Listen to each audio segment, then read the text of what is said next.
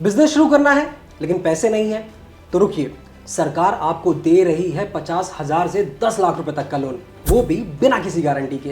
यकीन नहीं हो रहा ना, लेकिन ये सच है।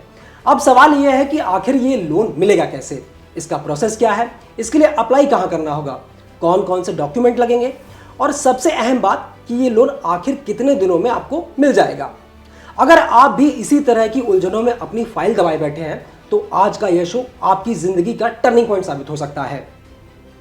नमस्कार, मैं हूं अंकित कुमार कटियार और आप देख रहे हैं जागरण बिजनेस का वीकली शो एमएसएमई बदलाव। आज के शो में हम बात करेंगे एमएसएमई की उस ताकत की जो आपके सपनों को सफलता के नए पंख दे सकती है। हालांकि आपके मन में कई तरह के सवाल उठ रहे होंगे कि क्या सच में बिना कुछ गिरवी रखे बैंक पैसा देता है, क्या नौकरी छोड़ने से पहले लोन मिल सकता है, और वो कौन सी सीक्रेट टिप्स हैं जिनसे आपका आवेदन पहली बार में ही पास हो जाएगा। इन तमाम सवालों पर जमी धूल साफ करने के लिए आज हमारे साथ स्टूडियो में मौजूद है सीएमडी बिजनेस क्लब के फाउंडर प्रमोद कुमार जी।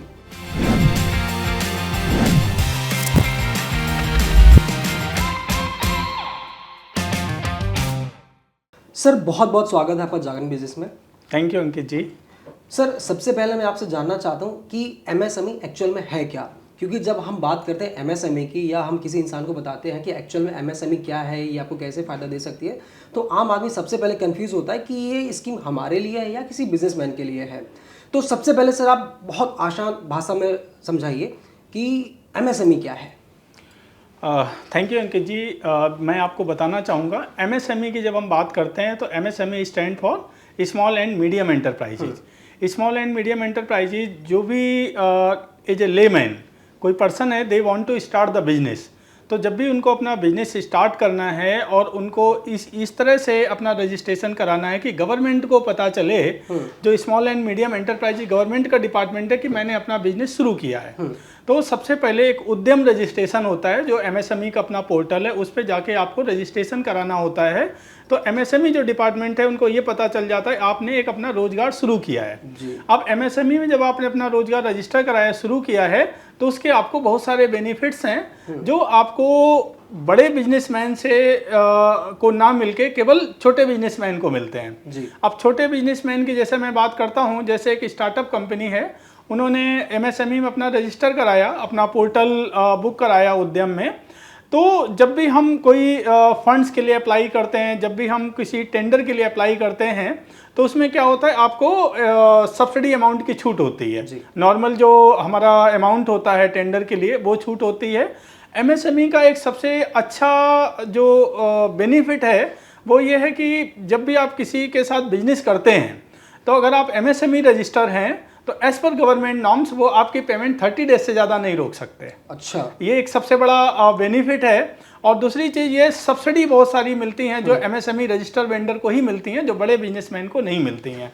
तो मेरा ये सजेशन है कि कोई भी स्टार्टअप, कोई भी बिजनेसमैन या कोई भी नॉर्मल लेमैन पर्सन अगर बिजनेस शुरू करते हैं, सबसे पहला उनका काम होना चाहिए कंपनी रजिस्टर कराने के बाद उद्यम एमएसएमई रजिस्टर कराना। जी, मतलब जैसे आपने बताया कि 30 दिनों में उसको फंड मिल जाता है अप्लाई करने के बाद। हाँ, फंड्स मिल जाता है इन द सेंस, जैसे मैंने किसी बड़ी कंपनी के लिए काम करा या मैंने किसी गवर्नमेंट के लिए काम करा, तो होता क्या है, अगर मेरा जो ऑर्गेनाइजेशन है वो एमएसएमई रजिस्टर है, तो मेरी पेमेंट वो 30 डेज से ज़्यादा होल्ड नहीं कर सकते। ओके। जो भी हमने काम किया है, जो भी हमने उनको इनवॉइस किए हैं, जो भी मेरा मतलब अपना फंड्स बनता है, वो आप 30 डेज से ज़्यादा होल्ड नहीं कर सकते। विद द गवर्नमेंट नॉर्म्स आपको 30 डेज के अंदर मुझे पूरा पैसा देना होगा। तो जनरली क्या होता है कि 90 डेज 120 डेज का टेन्योर होता है कई सारी कंपनीज में, बट ये बेनिफिट केवल एमएसएमई के लिए है। और ये जैसे आपने सब्सिडी वाली बात कही है, ये सब्सिडी किस प्रकार की होती है, कैसे मिलती है? सर, सब्सिडी होती है जब भी आप किसी गवर्नमेंट टेंडर में अप्लाई करते हैं, तो उनका एक अमाउंट होता है जो आपको टेंडर फिल करने और टेंडर मिलने के बाद आपको वहाँ जमा करना होता है। तो वो जो अमाउंट होता है, अगर आप एमएसएमई रजिस्टर हैं, अगर बड़ा टेंडर है तो वो लाख और करोड़ में होता है, तो वो केवल एमएसएमई रजिस्टर वेंडर के लिए होता है, उनको वो छूट होती है। ठीक है। तो एक बहुत बड़ा बेनिफिट है कि आप किसी बड़े टेंडर में, बड़े प्रोजेक्ट में अप्लाई कर रहे हैं, और चूंकि आप स्टार्टअप हैं, आप एमएसएमई हैं, तो वो अमाउंट आपको नहीं देना पड़ रहा है, तो एक लोड आप पे बचता है। जैसे मैं इसको और अच्छे से थोड़ा समझना चाहता हूँ कि जैसे अभी आपने बताया कि अगर टेंडर डालने वाली बात है, लेकिन अगर मैं मान लीजिए इसको मैं ऐसे समझना चाहता हूँ कि जैसे मान लीजिए मैं कॉलेज से निकला हूँ, मैं नौकरी पेशा हूँ, और जैसे आमतौर पर हम हमेशा देखते हैं कि दो दोस्त आपस में मिलकर बात कर रहे होते हैं कि यार हमें नौकरी छोड़नी है, अपना काम शुरू, कुछ अपना शुरू करना है, भले छोटा हो बट अपना हो। ठीक है, अब मैं ये जानना चाहता हूँ कि अगर वो व्यक्ति, एक नौकरी पेशा आदमी, कॉलेज वाला स्टूडेंट्स अपना काम शुरू करना चाहता है, तो वो एक एमएसएमई के लिए काम कैसे शुरू कर सकता है? उसका पूरा प्रोसेस क्या होता है कि अगर मुझे लोन चाहिए तो वो कैसे ले सकता है? ऐसे कोई सेक्टर वाइज भी होते हैं कि एमएसएमई में आपको पूरा गाइड किया जाता है, ऐसा भी कुछ है क्या इसमें? सर बेसिकली इसका बेस्ट एग्जांपल है, जैसे कि दो फ्रेंड्स हैं, उन्होंने अपनी नौकरी छोड़ के या कॉलेज पास आउट हैं और उन्होंने अपना बिजनेस शुरू किया। तो सबसे पहला जो प्रोसेस होता है, आपको एज ए मतलब स्टार्टअप कंपनी आपको अपना रजिस्ट्रेशन कराना होता है। तो आपने अपना कंपनी रजिस्टर करा लिया, रजिस्टर कराने के साथ में जो अदर आपके डॉक्यूमेंटेशन, बैंक्स, पैन, वो सारी चीज़ें पूरी कर ली, और वो सारी चीज़ें पूरी करने के साथ में आपको अपना रजिस्ट्रेशन कराना होता है, उद्यम रजिस्ट्रेशन। ये जब आपके डॉक्यूमेंटेशन फॉर्मेलिटी पूरी हो जाती है, then you are eligible to do the business.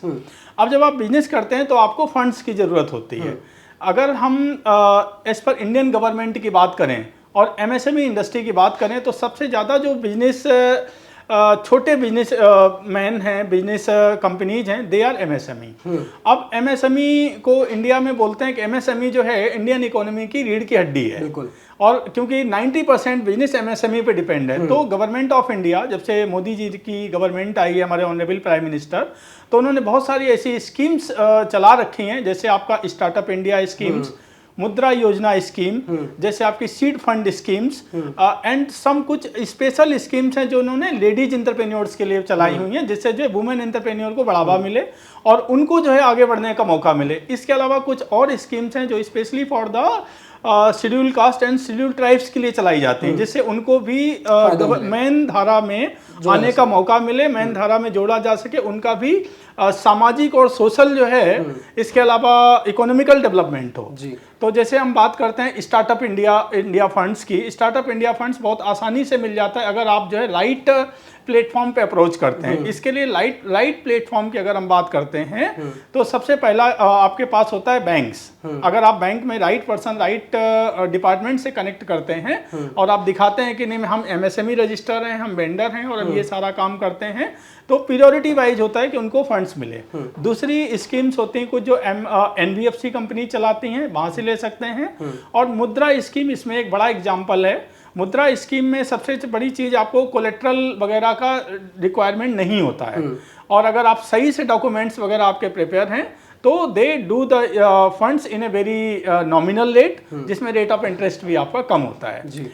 एक और इम्पॉर्टेंट पॉइंट मैं आपको यहाँ पे इंडिकेट करना चाहूँगा, अगर आप as a new business startup हैं और आप बैंक्स वगैरह के साथ में जाने के लिए कंफर्टेबल नहीं हैं, तो कुछ सीएस या कुछ ऐसी बॉडी होती हैं जो बिजनेस कम्युनिटी की हेल्प के लिए काम करती हैं, तो आप उनसे भी एसोसिएट होकर बात करके अपनी चीज़ को आगे बढ़ा सकते हैं। तो वो आपको हेल्प करते हैं कि राइट डॉक्यूमेंट क्या कहाँ पे देना है, क्या आपको चाहिए रहेगा और इसमें क्या प्रॉब्लम्स आ सकती हैं, वो आपको पहले से गाइड करके रखते हैं, सो दैट आपका जो जर्नी है फंड्स लेने का, लोन लेने का, वो आसान हो जाता है। बेसिकली आपने इसमें बहुत अच्छे समझा दिया कि जैसे एक कॉलेज वाला स्टूडेंट है, एक जो नया बिजनेस भी करना चाह रहा है, जैसे एक नया पर्सन, तो उसके लिए बहुत ईजी हो जाएगा ये समझ में आना। जैसे आपने अभी एक मुद्रा योजना की बात की, जो पीएम की एक बड़ी महत्वाकांक्षी योजना स्कीम है, तो मैं इसके बारे में थोड़ा डिटेल में जानना चाहूँगा। ये पीएम मुद्रा योजना है क्या, इसको क्यों शुरू किया गया और इसका मेन मकसद क्या है? बेसिकली हमारे prime minister mister Narendra Modi ji का, उनका स्टार्टिंग से जब से उन्होंने अपना सीएम एंड पीएम का जर्नी शुरू किया है, तो छोटे, चूंकि वो गुजरात से हैं, अब गुजरात आप जानते हैं इंडिया का बिजनेस हब है, तो वो जानते हैं अगर हम बिजनेस को बढ़ावा देंगे और नए बिजनेस लोगों को अपॉर्चुनिटीज देंगे, तो उसके लिए क्या है कि हमारी कंट्री की इकोनॉमी डेवलप होगी तो हम जो है, जो हमारा विकसित भारत का विजन है 2047 में कि इंडिया को विकसित भारत बनाना है, वो हमारे लिए बैकबोन तैयार होगी, जो कि बहुत इंपॉर्टेंट चीज़ है। मुद्रा योजना की सर अगर हम बात करते हैं तो मुद्रा योजना गवर्नमेंट के बहुत महत्वाकांक्षी योजना है, जिसमें हर एक तरह के बिजनेस ओनर्स को they are providing easily funds. इसमें जनरली 3 कैटेगरी होती हैं आपकी, जैसे शिशु योजना है, इनकी बहुत ही आप छोटा सा बिजनेस शुरू शुरू किया है, आपको 50,000 5 लाख तक का फंड चाहिए, तो आप इस योजना के थ्रू आप जो है अप्लाई कर सकते हैं, जिसमें आपको बहुत नॉमिनल रेट पे आपको फंड्स मिल जाएंगे। मतलब इसमें टोटल कितने तरह से लोन दिया जाता है, कितने प्रकार की होती है? टोटल ये 3 पार्ट्स में इसको डिवाइड किया गया। एक शिशु योजना, एक जो है आपका यंग योजना, एक आपकी जो है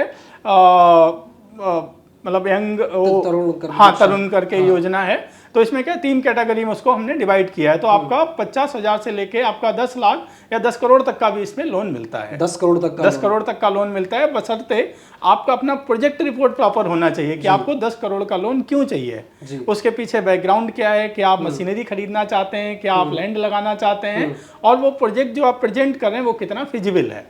तो वो डॉक्यूमेंटेशन प्रोसेस आपकी प्रॉपर होनी चाहिए, आपके सिस्टम प्रॉपर वर्क करना चाहिए, तो गवर्नमेंट आपको लोन देती है। और मुद्रा योजना बेसिकली एक महत्वाकांक्षी योजना है जिसको गवर्नमेंट अच्छे से प्रमोट करती है। मैंने जितना पढ़ा था मुद्रा योजना के बारे में, तो उसमें था शायद 50,000 से 20 लाख रुपए तक का लोन मिलता है। लेकिन अगर जैसे एक नया पर्सन, एक बिल्कुल नया पर्सन अपना एक बिजनेस आइडिया लेके जाता है कि उसको एक नोएडा या दिल्ली एनसीआर में कोई बिजनेस शुरू करना है, या मान लीजिए कोई छोटे शहर में एक बिजनेस शुरू करना है, तो अगर वो अपना प्रोजेक्ट पूरा फाइल करके देता है, मतलब बाकायदा डॉक्यूमेंटेशन के साथ, प्रेजेंटेशन के साथ, तो क्या वाकई में उसको 10 करोड़ रुपए तक का लोन मिल सकता है? नहीं, 10 करोड़ तक का लोन सर ऐसा नहीं है। जैसे इसीलिए इसको हमने 3 कैटेगरी में डिवाइड किया है कि आपको जो 10 करोड़ तक का लोन चाहिए तो उसके लिए आपके पास कुछ सेटअप होना चाहिए, मतलब आपने प्रीवियसली कुछ काम किया होना चाहिए, कुछ आपके पास बेस होना चाहिए, जो गवर्नमेंट के ऑफिसर्स या बैंक के ऑफिसर्स विजिट करते हैं, देखते हैं, देन वो आपको मिलता है। अगर आप बिल्कुल स्टार्टअप हैं तो आपको एक छोटा लोन मिलेगा कि आप एटलीस्ट स्टेब्लिश हो जाएं। हाँ, तो जो सेकेंड फेज है, मतलब देन आप बड़े लोन के लिए अप्लाई कर सकते हैं जब आप फर्स्ट फेज पूरा कर लेंगे। क्योंकि क्या होता है, आप इंडियन बैंक का अगर हिस्ट्री देखें तो जो आपके एनपीए हैं, एनपीए काफ़ी तेज़ी से बढ़ रहे हैं। एनपीए तेज़ी से बढ़ने का सबसे बड़ा कारण क्या है कि हमने अगर बेस नहीं तैयार है और हमने केवल रिपोर्ट के बेस पर अगर गवर्नमेंट लोन करेगी या बैंक लोन करता है तो उसके डिफॉल्टर होने के चांसेस काफ़ी ज़्यादा होते हैं। तो बैंक को भी अपने आप को सिक्योर करके चलना होता है कि मतलब अभी आप इतने फंड के लिए एलिजिबल हैं, तो इतने से आप शुरू करिए, जब आपका ये हो जाएगा then we will think about the second phase. तो बेसिकली इसमें टोटल कितने फेज हैं? ये वही बात है कि जो हम पहले बात कर रहे थे 50,000 से लेकर स्टेप बाय स्टेप, पहले 50,000, फिर 5 लाख, फिर 10 लाख, फिर 20 लाख, ऐसा 50,000 से 5 lakh. 5 lakh first phase. Second phase आपका 10 लाख से लेके आई थिंक 10 लाख से लेके 50 लाख तक है। ठीक है। और थर्ड फेज आपका करोड़ में है कुछ, आई डोंट। ठीक है, मतलब टोटल 3 फेज है जिसमें आपको एक बहुत बड़ा अमाउंट मिल सकता है। इसके अलावा अगर आप बिल्कुल स्टार्टअप हैं और आपने जस्ट कंपनी शुरू की है तो गवर्नमेंट का एक दूसरा स्कीम है जिसको स्टार्टअप इंडिया फंड्स बोलते हैं, तो आप उन सारी जगह पे अप्लाई कर सकते हैं। वो एक डिफरेंट स्कीम है जो आपका प्रोजेक्ट, आपका विजन और आपका क्या फ्यूचर प्लानिंग है उसको देख के गवर्नमेंट फंड्स करती है। जैसे अभी अपने यूपी के सीएम योगी आदित्यनाथ जी ने अपने यूपी में स्टार्टअप्स को प्रमोट करने के लिए स्टार्टअप इंडिया स्कीम्स निकाली है, तो उसमें आप अपना प्लान देते हैं। और इसके अलावा अगर आप वैसे बात करते हैं मतलब अपार्ट फ्रॉम द गवर्नमेंट, तो बहुत सारे आपका वेंचर कैपिटलिस्ट हैं, बहुत सारी अदर कंपनीज हैं जो भी आपको फंड्स करते हैं। जैसे आपका शार्क टैंक टाइप के प्रोग्राम्स भी चलते हैं, स्टार्टअप दंगल, स्टार्टअप इंडिया, ये लोग भी आपको फंडिंग करते हैं, but based on the your performance, your idea and आपका विजन क्या है उस चीज़ को लेके। अच्छा, जैसे ये आपने बहुत अच्छा समझा दिया कि कितने फेज में मिलता है, पीएम योजना है कि मुद्रा योजना है क्या। अब मैं ये जानना चाहता हूँ कि जैसे एक मतलब मैं बेसिकली अगर मुझे अपना स्टार्टअप शुरू करना है तो इसके लिए इस योजना के तहत मुझे फंड पाने के लिए कौन कौन से डॉक्यूमेंट लगेंगे, कहाँ मैं जाके अप्लाई कर सकता हूँ सीधा, ताकि मुझे बहुत सारी दिक्कतों का सामना ना करना पड़े। क्योंकि आमतौर पर होता ये है कि जब कोई व्यक्ति लोन के लिए अप्लाई करता है तो उसको महीनों या चक्कर लगाना पड़ता है बैंक के, पोस्ट ऑफिस के, वो मतलब थक जाता है बिल्कुल। फिर उसको लगता है कि यार मैं कहीं से पर्सनल लोन ले लूँ, अपना बिजनेस शुरू कर लूँ। तो अगर सरकार हमको ये बेनिफिट दे रही है तो इसका फ़ायदा एक आम आदमी कैसे उठा सकता है? सर, इसका बिल्कुल परफेक्ट एग्जांपल मैं आपको समझाना चाहूँगा कि जब भी आप अपना बिजनेस स्टार्ट करते हैं और आपको मुद्रा योजना या गवर्नमेंट की किसी स्कीम के थ्रू अप्लाई करना है, तो सबसे पहले आपका डॉक्यूमेंटेशन बिल्कुल क्लियर होना चाहिए। डॉक्यूमेंटेशन क्लियर होना चाहिए, आपका रजिस्ट्रेशन, आपका जीएसटी, आपका पैन कार्ड, आपके जो क्या नाम जीएसटी डॉक्यूमेंट और आपका मुद्रा वो एमएसएमई रजिस्ट्रेशन। एमएसएमई रजिस्ट्रेशन, क्योंकि एमएसएमई रजिस्ट्रेशन जब आपको हो जाता है तो ऑलरेडी आप एलिजिबल हो जाते हैं।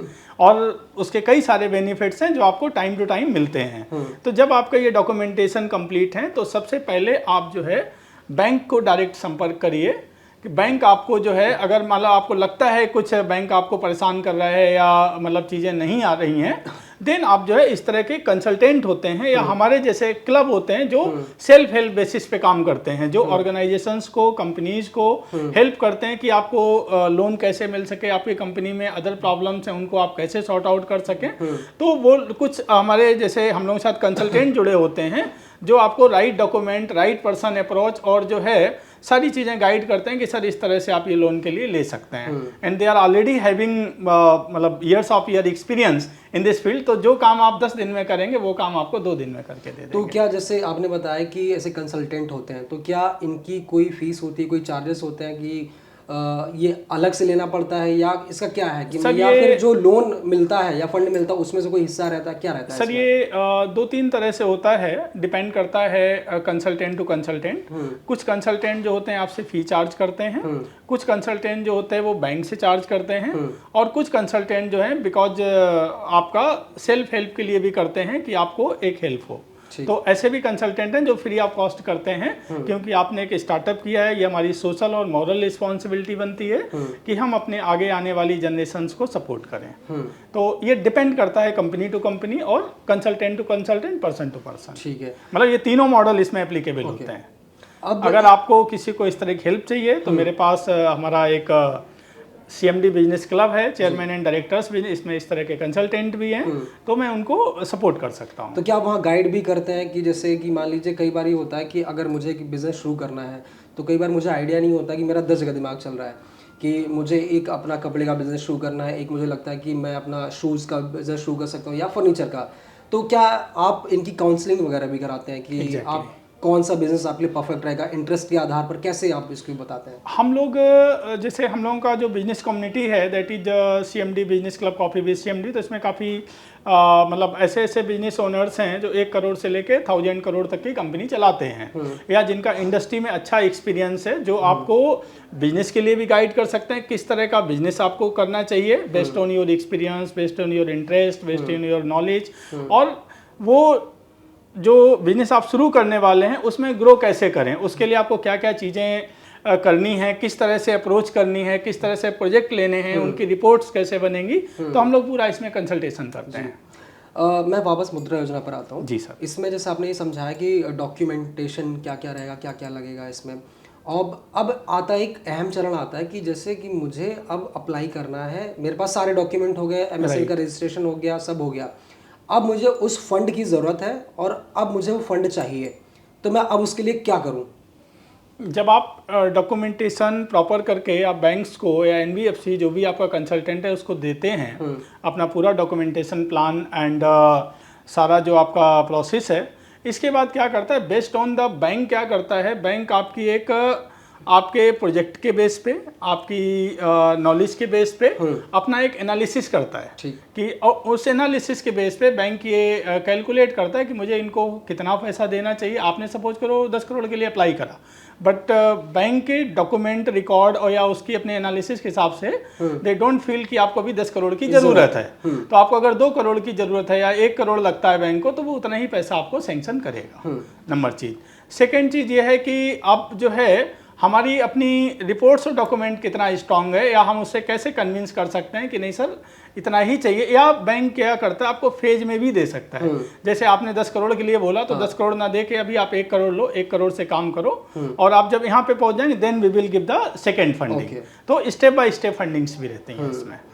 तो जैसे मान लीजिए कि स्टेप बाय स्टेप फंडिंग वाला हो गया, अब मैं इसमें एक चीज़ और समझना चाह रहा हूँ कि जैसे गवर्नमेंट हमको ये लोन दे रही है एक स्कीम के तहत, ठीक है, हमने MSME रजिस्ट्रेशन कराया, हमने उद्यम वेबसाइट पर रजिस्ट्रेशन करा लिया, अब सबसे बड़ा सवाल ये होता है कि मैं किस बैंक के पास जाऊँ, तो क्या ये हमको उद्यम या MSME के थ्रू पता चलता है या हम किसी भी बैंक में अपने डॉक्यूमेंट सबमिट कर सकते हैं?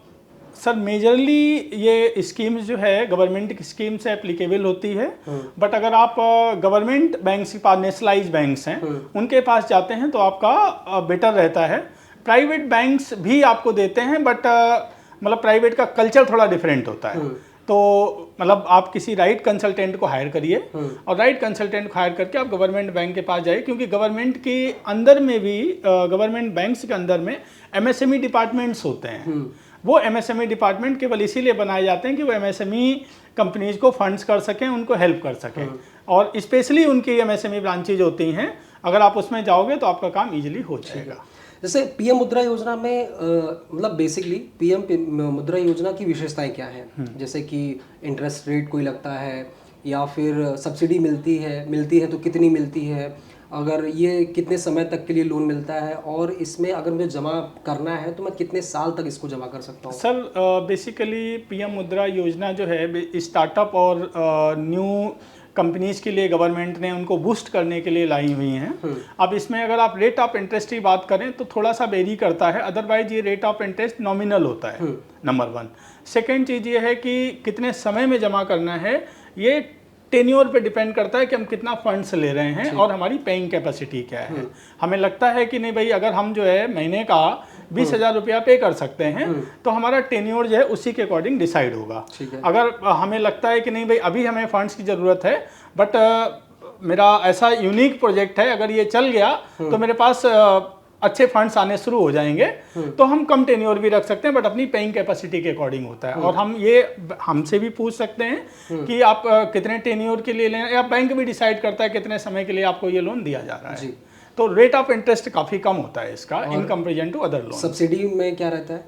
सब्सिडी गवर्नमेंट की स्कीम्स होती हैं जो टाइम टू टाइम आती हैं, तो आपको उसमें जो आपका रिफंड है, जो आपका डिसबर्स रिफंड होता है, उसके बेस पे आपको सब्सिडी मिलती है। जैसे कई बार कहा जाता है कि अगर मान लीजिए 10 लाख रुपए तक का लोन ले रहा हूँ मैं, जैसे मैं पर्सनली लोन ले रहा हूँ 10 लाख रुपए का, तो उसमें कई बार होता है गवर्नमेंट आपको 40% या 60% का सब्सिडी दे देती है। ये कितना सच है? ये गवर्नमेंट टाइम टू टाइम इस तरह की स्कीम्स निकालती है बूस्ट करने के लिए, पर वो हर समय और हर स्कीम पे एप्लीकेबल नहीं होता है। अच्छा। तो हमें देखना पड़ेगा कि हम जिस समय स्कीम ले रहे हैं, अपना लोन ले रहे हैं, उस समय वो सब्सिडी एप्लीकेबल है या नहीं है। तो ये आप बैंकर से डायरेक्ट पूछ सकते हैं। जैसे अभी आपने बताया कि मैं किसी बैंक के पास जा सकता हूँ, कि मैं गवर्नमेंट के पास जा सकता हूँ, एनबीएफसी के पास जा सकता हूँ, या प्राइवेट के पास भी जा सकता हूँ, या एक बहुत अच्छा बैंक है जो स्पेशली इसके लिए काम आता है, सिडबी। जी, सिडबी की भी अपनी योजनाएं होती हैं जो स्पेशली कंपनीज और स्टार्टअप्स को बूस्ट करने के लिए आती हैं।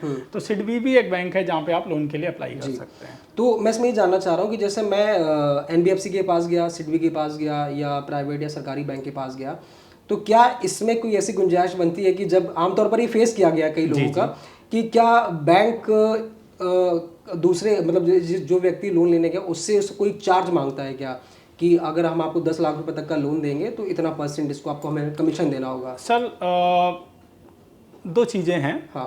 नंबर 1 ये है कि गवर्नमेंट की तरफ से टेक्निकल तौर पे ऐसा कोई रूल नहीं है कि आप अगर बैंक ऑफिसर आपको कुछ लोन सैंक्शन करता है या आपको लोन देता है तो आप उनको जो है बदले में आप चार्ज या ऐसा कुछ दें, नंबर 1। सेकेंड चीज़, फिर भी चूँकि अपना कल्चर और इंडिया है, अगर कोई अनऑफिशियली मांगता है तो वो आपको देखना है कि आप उसको करना चाहते हैं या नहीं करना चाहते। अनऑफिशियली मतलब not the part of the system. System के बाहर कोई कहता है कि नहीं भाई मैं आपको ये काम करा दूंगा बट मेरे को एक एक्स अमाउंट चाहिए, तो वो एक तरह का मतलब सिस्टम का पार्ट नहीं है। बात बाकी पर्सन टू पर्सन डिपेंड करता है, मतलब लीगली सही नहीं है वो। ठीक। इसमें एक चीज़ सबसे बड़ी आती है कि जैसे मैं ये जानना चाहता हूँ कि मुद्रा योजना जो है इसकी पात्रता क्या है और इसका फ़ायदा कौन कौन उठा सकता है। जैसे आमतौर पर कई बार होता है कि हम बैंक गए, हमने अप्लाई किया या हमने वहाँ के थ्रू गए तो पता चला कि नहीं आप तो इसके पात्र हैं नहीं, आपको अभी ये लोन नहीं मिल सकता है। सर बेसिकली जनरली जो गवर्नमेंट का सिस्टम होता है, हालांकि वो मुद्रा योजना पे लागू नहीं होता है, वो क्या करते हैं, बैंक आपको लोन देने से पहले आपके ट्रांजेक्शन्स देखते हैं कि आपने जो भी बिजनेस किया है अभी तक 6 महीने, साल भर का, 3 साल का, आपका क्या रिकॉर्ड है, आपकी बैलेंस शीट कितनी अच्छी है, आपने कितना बिजनेस किया है, आपके उस बिजनेस से आपकी अर्निंग्स क्या हैं, अर्निंग्स के साथ में आपके फ्यूचर प्लान्स क्या हैं, तो उसके बेस पे बैंक आपको फंड्स करती है या आपको लोन देती है। लेकिन अगर आप बिल्कुल स्टार्टअप हैं, आपके पास एक आइडिया है जो आपने अभी शुरू नहीं किया है, तो बेसिकली आपके वो आइडिया और आपका अपना बैकग्राउंड और चीज़ें क्या है उसके बेस पे फंड करती है। तो जब आइडिया और उसके बेस फंड्स आते हैं तो बैंक भी कोशिश करता है कि हम मिनिमम रिस्क के साथ काम करें। जब मिनिमम रिस्क के साथ काम करेंगे तो हम आपको पूरा पैसा एक साथ ना देके फेज में देते हैं। और इसका फ़ायदा कौन ले सकते हैं? जो भी न्यू कंपनीज हैं, आपकी टेक्निकल कंपनीज हैं, सैस बेस्ड सॉफ्टवेयर कंपनीज हैं, आपके स्टार्टअप्स हैं, और आपके जो कुछ यूनिक आइडिया, या हम लोग जैसे आजकल आपका एआई का एक बड़ा चलन है, हर चीज़ में हम chat GPT, AI, social media, ये सारी चीज़ें यूज करते हैं। तो आपके पास अगर कुछ ऐसा कॉन्सेप्ट है जो आपको लगता है कि नहीं, मेरा कॉन्सेप्ट दुनिया बदल सकता है या इंडस्ट्री का फेज बदल सकता है, तो फिर बैंक उसको जो है मतलब एनालिसिस करता है कि इनका ये कितना सही हो सकता है, कितना फिजिबल हो सकता है। अच्छा, जैसे आपने बताया कि अगर आपका आइडिया बहुत अच्छा है तो बैंक आपको लोन ज़्यादा दे सकता है। तो जैसे आपने कुछ देर पहले बात कही थी कि स्टार्टअप इंडिया वाली, तो क्या अगर मेरा आइडिया ऐसा है कि बहुत अच्छा है, दुनिया बदल सकता है, तो क्या मैं वहाँ पे अप्रोच कर सकता हूँ स्टार्टअप इंडिया में? बिल्कुल कर एमएसएमई के अलावा बिल्कुल कर सकते हैं सर। स्टार्टअप इंडिया बेसिकली वो स्टार्टअप्स के लिए है। ओके। हाँ, तो वो एक अलग से फेज है जहाँ पे आप मतलब मुद्रा योजना के दूसरे प्लेस पे भी आप स्टार्टअप इंडिया के थ्रू यूज कर सकते हैं। और स्टार्टअप इंडिया बनाई इसलिए गया है कि जो आइडियाज़ हैं, जो नए बिजनेसेस हैं, उनको बूस्ट करने के लिए। अच्छा, जैसे एक मैं थोड़ा सा कंफ्यूज हूँ इसमें, मैं ये जानना चाह रहा हूँ कि जैसे कि एक स्टार्टअप ऑलरेडी साल भर से चल रहा है, 2 साल चल रहा है, वो अपने एक शहर में, भोपाल जैसे शहर या दिल्ली जैसे शहर में सक्सेस है, अच्छा कर रहा है, और अगर इसको मैं स्टार्टअप इंडिया में अप्लाई करना चाहूँ तो वहाँ कर सकता हूँ? बिल्कुल कर सकते हैं सर। इसमें कोई ऐसा तो नहीं है कि आपका बिजनेस पहले से चल रहा है देन? नहीं, स्टार्टअप इंडिया का एक जो पोर्टल है या प्लेटफॉर्म है, आपने बिजनेस शुरू किया है और आपका बिजनेस 2 साल 3 साल से भी, तब भी आप स्टार्टअप इंडिया के थ्रू रजिस्टर करा सकते हैं।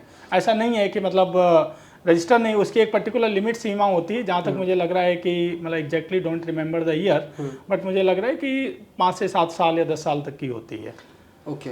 अभी ये जो मुद्रा योजना है, इसको जब सारी चीज़ें जब कंप्लीट हो जाती हैं कि डॉक्यूमेंटेशन है, रजिस्ट्रेशन है, हमने पूरा देख लिया कि क्या क्या करना है, क्या क्या नहीं करना है, तो अब इसमें जो लास्ट एक ऑप्शन आता है कि अप्लाई कहाँ से करें जी। तो एक यूज़र कहाँ जा सकता है, कहाँ कहाँ से अप्लाई कर सकता है, उसके पास कितने रास्ते होते हैं? सर सबसे पहले तो नेशनलाइज बैंक्स, ठीक। नेशनलाइज बैंक्स के बाद प्राइवेट बैंक्स, ठीक। प्राइवेट बैंक के बाद एनबीएफसी, एनबीएफसी के बाद हम कुछ कंसल्टेंट्स को ले सकते हैं, तो कंसल्टेंट के थ्रू भी हम अप्लाई कर सकते हैं जी। ये अब एक आखिरी सवाल मैं आपसे और लूँगा सर। जैसे हम जब लोन लेने जाते हैं तो कई तरह की समस्याएं सामने आती हैं। अगर मैं बेसिकली पर्सनल लोन के लिए अगर जैसे अप्लाई करूं तो कई बार होता है कि मेरा सिबिल स्कोर खराब निकल जाएगा या मेरा कोई डॉक्यूमेंट खराब निकल जाएगा, अगर बैंक कह देगा कि नहीं आपके डॉक्यूमेंट सही नहीं है, आपके बैंक पर डॉक्यूमेंट पर एड्रेस गलत है, तो ये कौन सी समस्याएं ऐसी होती हैं कि जहां यूज़र को बहुत ज़्यादा समस्याओं का सामना करना पड़ता है?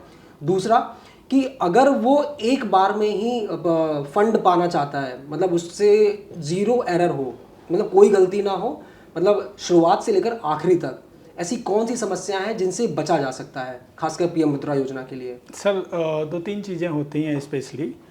नंबर 1, आपने जो अपने जीएसटी का आपका जो डॉक्यूमेंट है, आपका जो रजिस्ट्रेशन डॉक्यूमेंट है, उसका एड्रेस प्रॉपर होना चाहिए।